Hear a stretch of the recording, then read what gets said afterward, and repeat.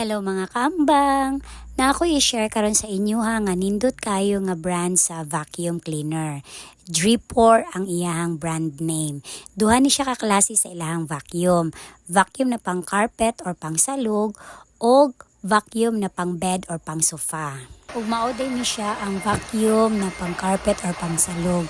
Kung napansin niyo siya mga kaambang, lightweight ra gyud siya nga klase nga vacuum. Unlike atong mga uban nga bugat ug bulky kay siyang klase. Ultimo akong anak, dili jud hasulan mo gamit ani. Aside sa gaan, nindot gid kay siyang klase nga vacuum. Ug maupod ni siya ang vacuum na pang bangko. Actually mga kaambang, nag-vacuum na ko ganina.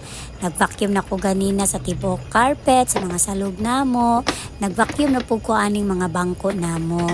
Kung napansin ninyo mga kaambang, the way ko nag-vacuum ani diri sa video, mura na lang ako siya giwiris-wiris kay na-vacuuman na gyud nako ni sila tanan ganina. Ibalik lang nako para makita ninyo ngay nanion siya paggamit ang vacuum na pang bangko. So, mao ni siyang brand. Bye-bye mga kambang!